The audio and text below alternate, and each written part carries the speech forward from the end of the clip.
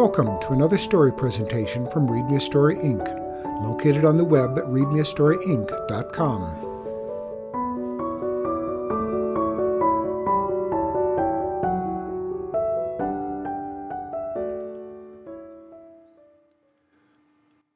Katya and the Goat with the Silver Hoof by Barton.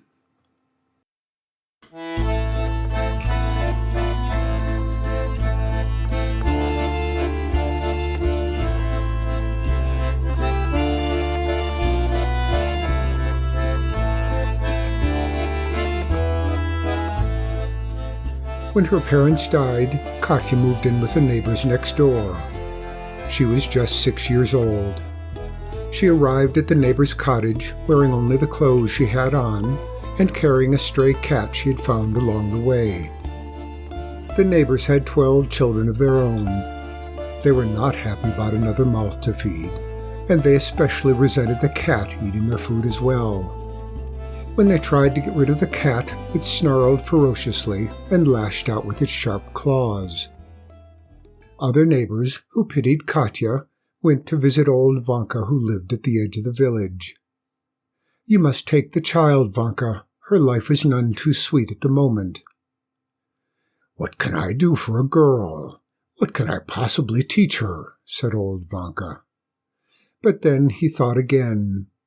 Maybe the child would bring some joy into the house, but maybe she won't want to live with a lonely old man. Katya may be young, but she understands what the family thinks of her. She feels it. She would probably jump at the chance to live with you, the neighbors told him. The following day, Old Vanka paid a visit to Katya. Inside the cottage, he was mobbed by a gaggle of gabbling children. Beside the stove, a little girl sat stroking a cat. She looked thin, bedraggled, and very unhappy. Old Vanka nodded to the wife and asked, "Is that the orphan?" "The same," snapped the wife. "And if it isn't enough that we have to feed her, there's the cat on top of it. Mangy beast, scratches the children. When I tried to get rid of it, it scratched me too." Old Vanka knelt down beside Katya. "How would you like to come and live with me?" "Who are you?" Katya asked. "Well, I am a hunter of sorts," said Old Vanka. "In summer I hunt for gold by washing sand from the riverbed. In winter I hunt for the goat who lives in the woods, but I never catch sight of him." "Are you going to shoot him?" asked Katya. "Oh, no, not that one I won't. I want to see where he stomps his right front foot." "What for?" "Why don't you come and live with me, and I'll tell you all about it." Katya was very curious about the goat, and she sensed that Old Vanka was a kind man. "I'll come," she said, "but I must bring my Katanovich. She's very good, you know." "Oh, I can see that. Only a fool would leave a lovely cat like that behind."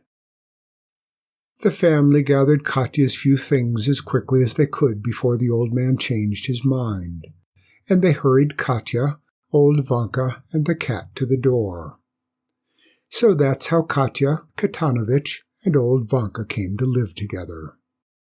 Time passed very happily for the three of them. Each day Old Vanka set about his work. Each day Katya played in the cottage, and she taught herself to make soup and porridge. As for Katanovich, he kept the cottage free of mice. In the evenings after dinner, Old Vanka told wonderful stories. Katya, all ears, would curl up in a chair with a cat in her lap. But after every story, Katya would say, "Now tell me about the goat, Vanka." At first, Old Vanka tried to put her off. Eventually he gave in. "He is a very special goat, Katya. On his right forefoot he's got a silver hoof. When he stamps that foot, he leaves a jewel behind. If he stamps twice, there are two, and if he paws the ground, he leaves a heap of gems." The moment the story was out, Old Vanka was sorry he'd ever mentioned the goat. Katya had a mouthful of questions. "What's his name? Has he got horns? Is he big? Does he bite people? What color is he?" "Enough, enough! So many questions. Where to begin?" cried Old Vanka. "Well, in summer he's the color of your cat, but in winter his coat turns silver gray. I call him Silver Hoof." "Does he stink, Vanka?" "Stink? Heavens, no! Farm goats stink, but a wild goat smells of pine bark and bilberries and sweet wild thyme." "Now come," said Old Vanka. "It's time you were in bed." When autumn heaped leaves against the side of the cottage, Old Vanka stopped looking for gold in the riverbed and got ready to go to the woods to see where the wild goats were feeding. Katya pleaded with him to take her along. Old Vanka had to make up excuses to leave her behind. "There's nothing yet to see, Katya. The goats are too far away." In the late afternoons when Old Vanka returned, Katya would pester him with questions. "Did you see Silverhoof, Vanka? How can you tell him from the other goats?" "Well," said Old Vanka, "Silverhoof has horns the size of antlers. You can't miss him, even when he's far off." Katya tried to picture Silverhoof in her mind. Then, one afternoon, Old Vanka returned all excited. "Herds of wild goats are feeding about a day's journey from here. When the snows come, I will have to move deeper into the woods to get close to them." "But where will you stay in the woods?" asked Katya. "I've got a sturdy little hut tucked among the trees," said Old Vanka. "It's not much, but there's a window in it and a stove. It's very snug." "Will Silverhoof feed with the other goats?" asked Katya. "He might," said the old man. "Then I'm coming. Please, Vanka, I won't make any trouble. I'll be very quiet. Maybe Silverhoof will come close to the hut and I'll see him." "I can't take you that deep into the woods, Katya. I have to travel on skis and you don't know how. You'll sink into the snow and freeze to death." "I can learn to ski. Please, Vanka," she begged. In the end, Old Vanka didn't have the heart to refuse her. "All right," he said. "I'll take you with me. But once we're there, you mustn't make a fuss and ask to come home." When winter's breath became so cold that streams froze and snow wells formed around the boles of the trees, Old Vanka loaded a hand sled with sacks of rusks, pots of honey, tea, and hunting supplies. Katya packed her doll, a hank of thread, and a needle and some scraps of cloth to make a doll's dress. As an afterthought, she included a rope. "Maybe I can catch Silverhoof with it," she told herself. Katanovich would have to stay behind. Katya stroked her back and talked softly into her ear. "Old Vanka and I are going to the woods for a few days, and you must guard the house against mice. When I see Silverhoof, I promise I'll tell you all about it." The cat purred and squinted her luminous green eyes, as if she were thinking of something else. At last, everything was ready, and Old Vanka and Katya set off. They had scarcely got under way when there was a terrible commotion behind them. The village dogs barked and howled as if they had cornered a bear. Katya and Old Vanka turned. Bounding down the road toward them was Katanovich, spitting and swearing at the dogs and daring any of them to try to stop her. Katya ran to catch her, but the cat veered sharply, dashed into the woods, and clawed her way up a tree. Katya and Old Vanka did everything they could to coax her down, but she wouldn't budge. "There's nothing for it," said Old Vanka. "We'll have to leave her, or we won't get to the hut before dark." They started off again. Katya turned to say goodbye, but Katanovich wasn't in the tree. Then Katya saw her. The cat was following them, well off to one side. So it was that all three of them reached the hut. Wild goats were plentiful that winter. Each day Old Vanka returned with 1 or 2 goats. Each day Old Vanka and Katya salted meat and stacked hides. Then, one morning, Old Vanka realized that he had far too much to take back on the sled. He'd have to make 2 trips. But what to do? He couldn't go back and forth with Katya and the cat, but neither could he leave them alone in the woods. Finally, Katya persuaded him that she and the cat would be perfectly fine overnight. "What is there to be frightened of?" she asked.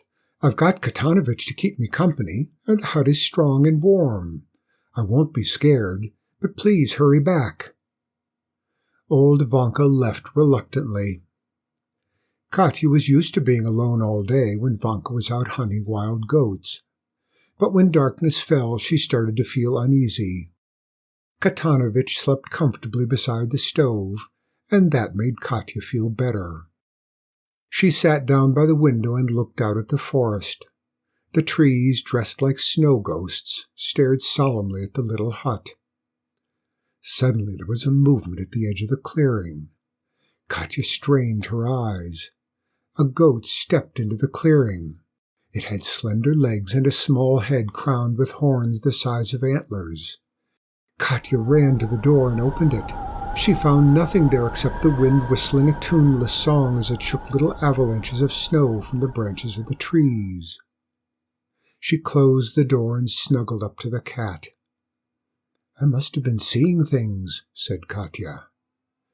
Katanovich stared out the window. Her tail flicked back and forth. That night thick snow fell. The wind was wild. All the next day heavy snow leaned on the tall summer grasses, turning them into twisted tunnels where mice and shrews and gophers and moles played their deadly game of hide-and-seek. Katya felt very lonely. She stroked the cat. "Don't worry, cat," she said. "Old Vanka will get here tomorrow." The cat answered. That evening, Katya looked out at the snowbound forest. Suddenly she jumped up. The goat with the big horns was standing quite close to the hut. Katya ran to the door, opened it, and peeped out. She looked at the goat. The goat looked at Katya and raised his front forefoot. A silver hoof flashed. The goat mawed and sprang into the trees.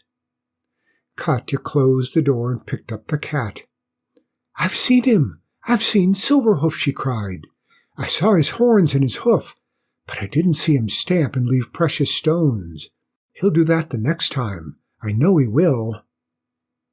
The cat arched her back. Her tail thrashed back and forth. A third day came, and still old Vanka did not appear. Katya's face was glum. Tears gathered in the corner of her eyes. As darkness fell, Katya needed to cuddle with Katanovich. The cat was nowhere to be found. Now Katya was really frightened. She pulled on her coat and boots and ran outside to look for her. It was a full moon night. Trees cast long narrow shadows over the cold white snow. And sitting among the shadows was Katanovich, staring into the eyes of Silverhoof the goat. Both animals were nodding their heads, as if they were having a chat.